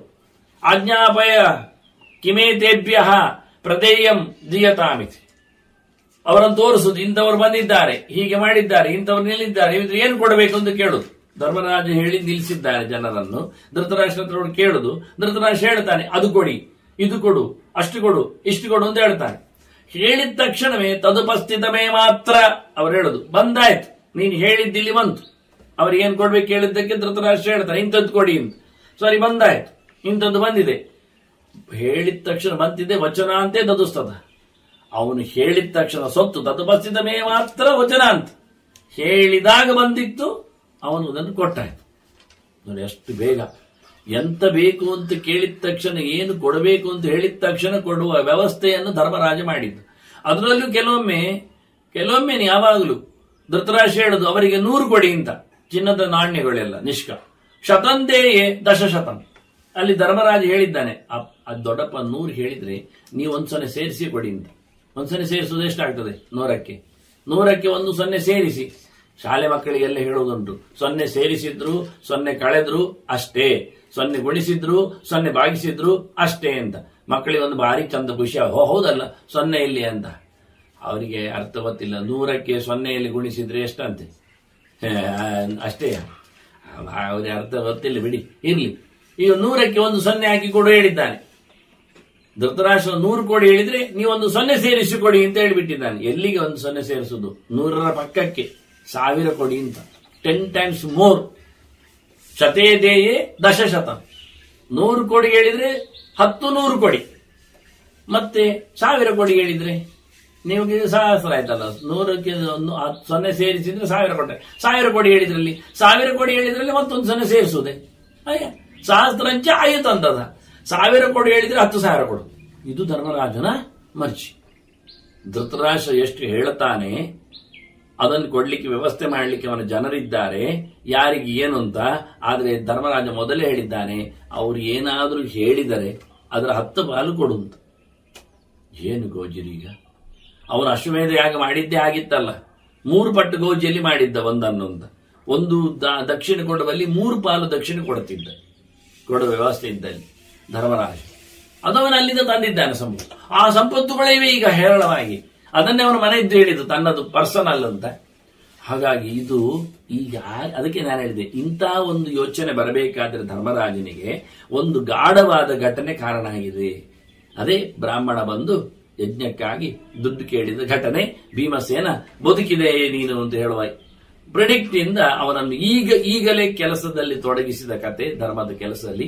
ಈಗ ಧೃತರಾಷ್ಟ್ರ ದಾನ ಮಾಡಲಿಕ್ಕೆ ಹೊರಟಾಗ ಧರ್ಮರಾಜ ಹೇಳುತ್ತಾನೆ, ಅವನು 100 ಕೋಟಿ ಹೇಳಿದ್ರಲ್ಲಿ ನೀವು 1000 ಕೊಡಿ, ಅವನು 1000 ಕೋಟಿ ಹೇಳಿದ್ರಲ್ಲಿ ನೀವು 10,000 ಕೊಡಿ, ಮತ್ತೆ 10,000 ಹೇಳಿದ್ರೆ ಲಕ್ಷವೇ, ಪ್ರಯೋಜನ ಇಲ್ಲ. ಹೀಗೆ ದೊಡ್ಡ ಮಟ್ಟಿನ ದಾನ ಯಜ್ಞ ನಡೆದಿದೆ. ಶ್ರಾದ್ದದ ಬಗ್ಗೆ ಒಂದು ಮಾತು ಬರುತ್ತೆ ಇಲ್ಲಿ, ಅವ ಶ್ರಾದ್ದ ಮಾಡಿದ ಅಂತ. ಏವಂಸ ಪುತ್ರ ಪೌತ್ರಾಣಾಂ ಪಿತೃಣಾಂ ಆತ್ಮನಸ್ತತ ಗಾಂಧಾರ್ಯಾಶ್ಚ ಮಹಾರಾಜ ಪ್ರದದೌ ಔರ್ಧದೈಕಂ. ಇಲ್ಲಿ ನಾನೊಂದು ಗೆರೆ ಇಲ್ಲಿ ಹೇಳ್ತಾ ಇದ್ದೇನೆ. ಇಲ್ಲಿ ಪಾಠಗಳು ವ್ಯತ್ಯಾಸವಾಗಿವೆ ಎನ್ನುವುದು ಸತ್ಯ, ಸರಿ ಹೇಳುತ್ತೇನೆ, ಇನ್ನೊಮ್ಮೆ ಕರೆಕ್ಟ್ ಕೇಳಿ. ವಾಸ್ತವವಾಗಿ ಏನು ಕೇಳಿದ್ರೆ, ಏವಂಸ ಪುತ್ರ ಪೌತ್ರಾಣ, ಈ ರೀತಿಯಾಗಿ ಅವ ಮಕ್ಕಳಿಗೆ ಮೊಮ್ಮಕ್ಕಳಿಗೆ, ಪಿತೃಣಾಂ ತನ್ನ ತಂದೆಯಂದಿರಿಗೆ, ಆತ್ಮನಸ್ತತ ತನಗೂ ಔರ್ಧದೇಹಿಕಂ ಪ್ರದದವು ಅಂತ ಪಿಂಡಾದಿಗಳನ್ನು ಮಾಡಿದ ಅಂತ ಅರ್ಥ ಕಾಣ್ತದೆ. ಈ ಶಬ್ದವನ್ನು ಸ್ವಲ್ಪ ಬದಲಿಸಿ ಆತ್ಮನಃ ತನ್ನ, ಪಿತೃಣಾಂ ತಂದೆಯಂದಿರಿಗೆ, ಪುತ್ರಪೌತ್ರಾಣ ಮಕ್ಕಳು ಮೊಮ್ಮಕ್ಕಳಿಗೆ, ಸಹ ಆ ರಾಜನು ಅವ್ರದ್ದು ಈಗ ಪ್ರದದವು ಪಿಂಡದಾನ ಮಾಡಿದ. ಇದು ಅರ್ಥ ಆಗತ್ತೆ. ತನ್ನ ತಂದೆಯಂದಿರಿಗೆ ಅದು ತನ್ನ ಹೇಳಬೇಕಾ? ತಂದೆಯಂದಿರಿಗೆ ಶ್ರಾದ್ದ ಮಾಡಿದ ಹೇಳುವಾಗ ಮತ್ತೆ ಯಾರ ತಂದೆಯಂದಿರಿಗೆ ಮಾಡೋದೇವ? ಮಕ್ಕಳು ಮೊಮ್ಮಕ್ಕಳಿಗೆ ಮಾಡಿ ಅಂದಾಗ ತನ್ನ ಮೊಮ್ಮಕ್ಕಳು ಹೇಳಬೇಕಾ? ಇಲ್ಲಿ ಹೇಳೋದು ಉಪಾಯ ಇಲ್ಲ ಅಂತ ಹೇಳಿದ್ರು. ಸರಿ, ಆಯ್ತು, ಅರ್ಥ ಮಾಡುವ. ಉತ್ತರಾರ್ಧದಲ್ಲಿ ಏನು ಉಂಟು ಕೇಳಿದ್ರು ಪಾಠ? ಗಾಂಧಾರ್ಯಾಶ್ಚ ಮಹಾರಾಜ ಉಂಟು. ಗಾಂಧಾರಿಗೂ ಪ್ರದದವು ಅವ್ರದ್ದು ಹೇಗೆ ಉಂಟು, ಪಿಂಡ ಹಾಕಿದ ಅಂತ ಉಂಟು ಶಬ್ದ. ಇದನ್ನೇನ್ ಮಾಡಿದ್ದಾರೆ? ಗಾಂಧಾರ್ಯಾಶ್ಚೈತದಲ್ಲಿ ಗಾಂಧಾರ್ಯಪಿ ಅಂತ ಮಾಡಿದ್ದಾರೆ, ಗಾಂಧಾರಿಯೂ ಅಂತ ಮಾಡಿದ್ದಾರೆ. ಧೃತರಾಷ್ಟ್ರನು ತನ್ನ ಮಕ್ಕಳಿಗೆ ತಂದೆಯಂದಿರಿಗೆಲ್ಲ ಶ್ರಾದ್ದ ಮಾಡಿದ. ಗಾಂಧಾರಿಯು ಎಂತದು? ಗಾಂಧಾರಿಯು ತನ್ನ ತಂದೆಯಂದಿರಿಗೆ ತನ್ನ ಮಕ್ಕಳಿಗೆ ಮಾಡಿದ್ಲು ಅಂತ ಹೇಳುದ? ಹಾಗೆ ಮಾಡ್ತಾರ? ಮಾಡಿದ್ರು ಮಾಡ್ಲಿಕ್ಕೆ ಇಲ್ಲಿ ಕುಂತಿ ಅಂತ ಹೇಳಿತಲ್ಲ, ಕುಂತಿ ಮಾಡುವುದಿಲ್ಲ ಕರ್ಣನಿಗೆ. ಕುಂತಿಯ ಜೊತೆಯಲ್ಲಿ ನಾವು ಅಂತಾನೆ ಮತ್ತೆ ಕುಂತಿ ಮಾಡಬಹುದು. ಕಾನಿನಸ್ಯ ಅಂತ ಹೇಳಿಕೊಂಡು ಮೊದಲು ಹುಟ್ಟಿದ ಮಗ ಅಂತ ಮಾಡಿದ್ದಾಳೆ ಅಂತ. ಇಲ್ಲಿ ಗಾಂಧಾರಿ ಮಕ್ಕಳಿಗೆ ಮಾಡೋದಾದ್ರೆ ಧೃತರಾಷ್ಟ್ರ ಯಾಕೆ ಮಾಡ್ತಾನೆ? ಇನ್ನು ಗಾಂಧಾರಿ ತನ್ನ ಅಣ್ಣಂದಿರಿ ಶಕುನಿ ಮುಂತಾದವರಿಗೆ ಕೇಳಬೇಕು. ತನ್ನ ತಂದೆಗೆ ತಂದೆ ಸೌಬಲ ಬಂದಿ ಹೋರಾಟದಲ್ಲಿ ಬರಲಿಲ್ಲ, ಇರ್ಲಿಟ್ಕೊಳ್ಳೋ ಅಣ್ಣ ತಮ್ಮಂದಿರೆಲ್ಲ ಇದ್ರು, ಬೇಕಾದಷ್ಟು ಶಕುನಿ ಮಕ್ಕಳೆಲ್ಲ ಇದ್ರು, ಅದನ್ನು ಧೃತರಾಷ್ಟ್ರ ಮಾಡಬಹುದಲ್ಲ. ಆದ್ರಿಂದ ಇಲ್ಲಿ ಗಾಂಧಾರಿ ಅಷ್ಟ ಶಬ್ದ ಆಯ್ಕುಂಟು. ಇವ ಧೃತರಾಷ್ಟ್ರ ಪಿಂಡ ಹಾಕುವಾಗ ತನಗೂ ಮಾಡಿಕೊಂಡಿದ್ದ. ಪಿಂಡಲ್ಲ ಅಂತಂದ್ರೆ ಏನೋ ಒಂದು ಅಂತ್ಯ ಸಂಸ್ಕಾರಕ್ಕೆ ಬೇಕಾದ ಕತೆ ಮಾಡಿಕೊಂಡಿದ್ದಾನೆ. ಯಾಕೆಂದ್ರೆ ಮುಂದೆ ಈ ಸುದ್ದಿ ಬರುವುದಿಲ್ಲ. ಅವ ಇನ್ನೇನು ಆಶ್ರಮದ ಕೊನೆಯಲ್ಲಿ ಕಾಳ್ಗಿಚ್ಚಿನಲ್ಲಿ ಹೊರಟೋಗ್ತಾನೆ. ಅಂದ್ರೆ ಅವನಿಗೆ ಶವ ಸಂಸ್ಕಾರ ಬೇರೆ ಅಂತ ಆಗುವುದಿಲ್ಲ ಗಾಂಧಾರಿಗೂ. ಅದರಿಂದ ಇಲ್ಲಿ ಏನೋ ಒಂದು ಮಾತಿದೆ.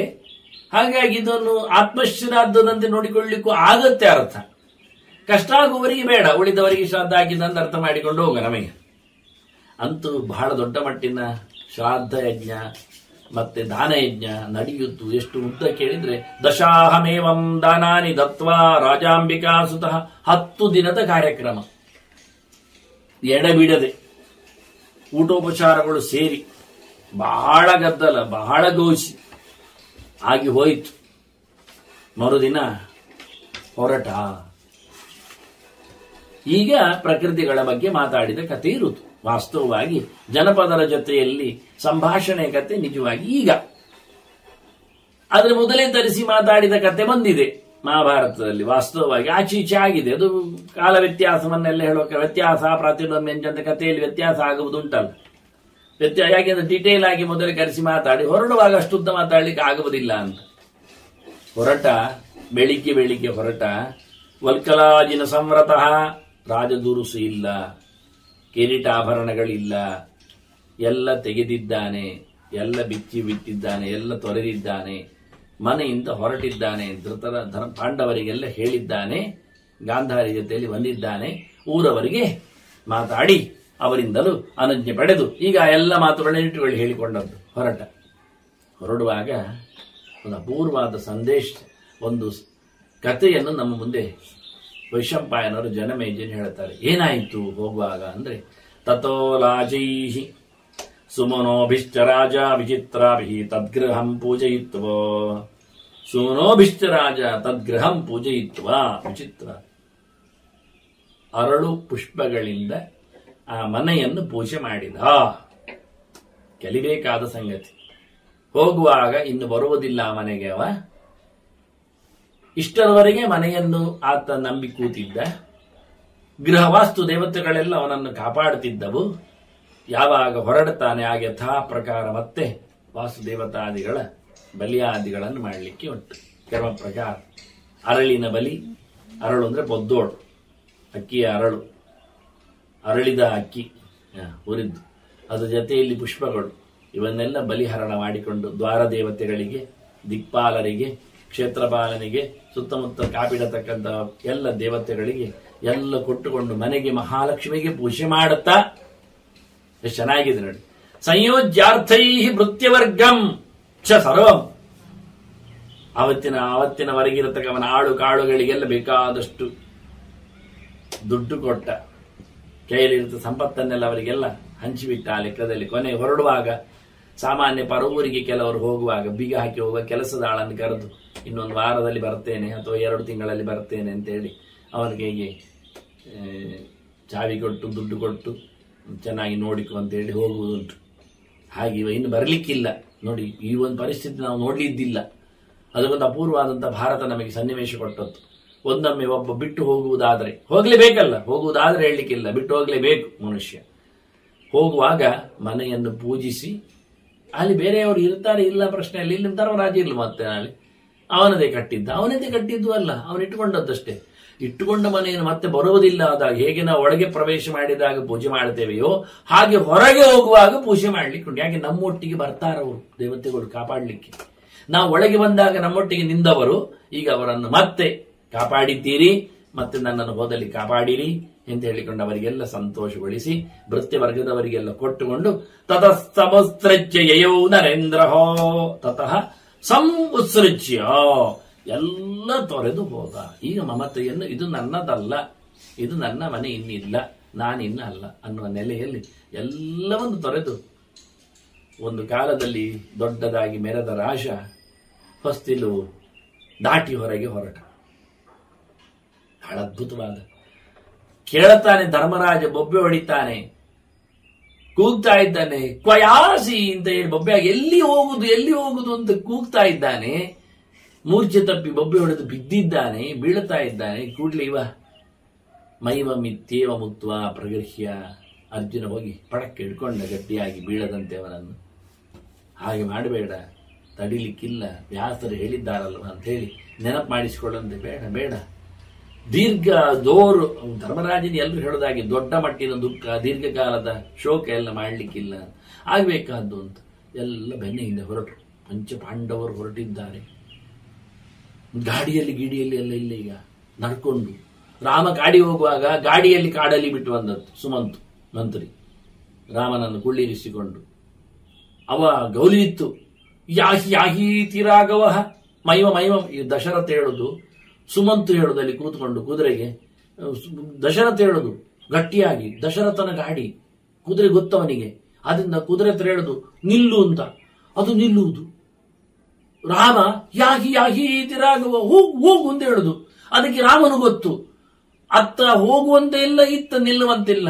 ಕಡಿವಾಣಾಗಿದ್ದ ಕುದುರೆಗೆ ಭಾರಿ ಕಷ್ಟ ಆಗ್ತಾ ಇತ್ತಂತೆ ಎಳ್ಕೊಂಡು ಹೋಗ್ಲಿಕ್ಕೆ. ಹಾಗೆ ಬಿಗು ಮನಸ್ಸಿತ್ತು ರಾಮನ ಗಮನದಲ್ಲಿ. ಈಗ ಧೃತರಾಷ್ಟ್ರ ಗಾಡಿಯಲ್ಲಿ ಇಲ್ಲ, ನಡ್ಕೊಂಡು ಹೋಗ್ತಾ ಇದ್ದಾನೆ.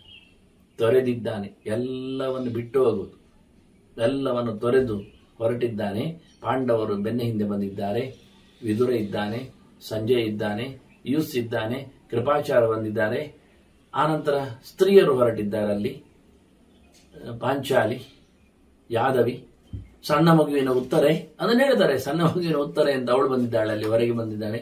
ಇವರೆಲ್ಲ ಬೊಬ್ಬೆ ಹೊಡಿತಾ ಇದ್ದಾರೆ, ಕೂಗ್ತಾ ಇದ್ದಾರೆ. ಉಡುಪಿ, ಚಿತ್ರಾಂಗದೆ ಎಲ್ಲ ಸೇರಿದ್ದಾರೆ. ಇವರು ಕೂಗ್ ಕೇಳಿ ಉಳಿದ ಹುಡುಗಿಯರು ಸೇರಿಕೊಂಡಿದ್ದಾರೆ. ಬೊಬ್ಬೆ ಜೋರಾಗಿದೆ, ಗದ್ದಲ ಅನಿಸಿದೆ, ಎಲ್ಲರೂ ಸೇರಿದ್ದಾರೆ. ಇವರು ಹೊರಟಿದ್ದಾನೆ.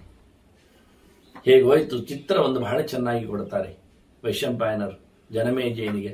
ಕುಂತಿ ಗಾಂಧಾರೀಂ ಬದ್ಧ ನೇತ್ರಾಂ ರಜಂತೀಂ ಸ್ಕಂದಾಸಕ್ತಂ ಹಸ್ತಮತೋದ್ವಹಂತಿ. ಕುಂತಿ ಎದುರಲ್ಲಿದ್ದಾಳೆ, ಅವಳ ಹೆಗಲ ಮೇಲೆ ಗಾಂಧಾರಿ ಕೈ ಇಟ್ಟಿದ್ದಾಳೆ. ಕುಂತಿ ಗಾಂಧಾರೀಂ ಬದ್ಧ ನೇತ್ರಾಂ, ಗಾಂಧಾರಿಗೆ ಕಣ್ಣು ಕಾಣುವುದಿಲ್ಲ.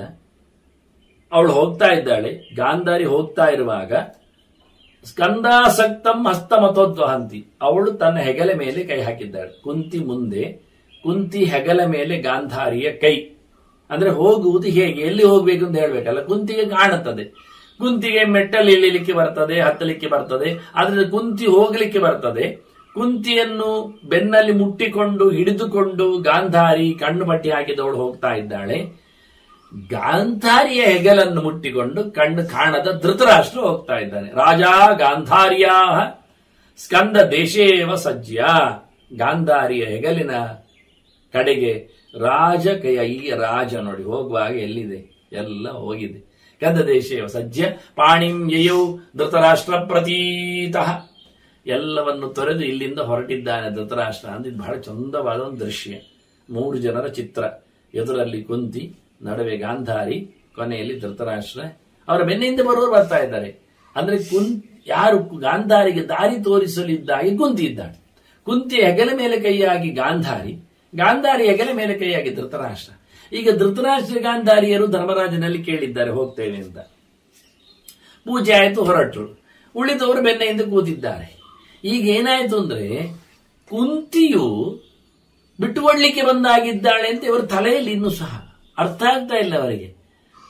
ಆದ್ರೆ ಗಾಂಧಾರಿಗೆ ಹೋಗುವಾಗ, ಯಾವತ್ತು ಗಾಂಧಾರಿ ಜೊತೆಯಲ್ಲಿ ಕುಂತಿ ಇರೋದ್ರಿಂದ ಗಾಂಧಾರಿಗೆ ಹೋಗುವಾಗ ಅಂದ್ರೆ ಎಷ್ಟು ಖುಷಿ ಅಂದ್ರೆ ಗಾಂಧಾರಿಯೇ ಧೃತರಾಷ್ಟ್ರ ಅಂದ್ರೆ ಕುಂತಿಯೇ ಗಾಂಧಾರಿ ಧೃತರಾಷ್ಟ್ರನ ಕಾಡಿಗೆ ಕಳಿಸ್ತಾಳ ಅನಿಸ್ಬೇಕು. ಈಗ ನೋಡ್ಲಿಕ್ಕೆ ಹೋದ್ರೆ ಎದರಲ್ಲಿ ಕುಂತಿ ಹೋಗೋದು ನಿಂತಾಗ ಕುಂತಿಗೆ ಎಷ್ಟು ಇಷ್ಟವೋ ಅನಿಸಿಕೊಳ್ಳುವಂತೆ, ತೊಂದರೆ ಮಾಡಿದ ನನ್ನ ಮಕ್ಕಳಿಗೆ ಅಂತ ಹೇಳಿಕೊಂಡು ಬಿಟ್ಟ ಹಾಗೆ ಪಕ್ಕ ವಿಷಯ ಕಾಣ್ತದೆ. ಆದ್ರೆ ಇವಳ ಕತೆ ಏನು, ಏನಾಗಿದೆ, ಇದು ಹೇಗಾಗಿದೆ, ಹೋಗುವಾಗ ಏನಾಗಿತ್ತು ಪರಿಸ್ಥಿತಿ ಅನ್ನುವುದನ್ನೆಲ್ಲ ನಾವು ಮುಂದೆ ತಿಳಿಯುವ. ವಂದನೆಗಳು. ಶ್ರೀಕೃಷ್ಣ. ನಾರಾಯಣ ನಾರಾಯಣ ನಾರಾಯಣ.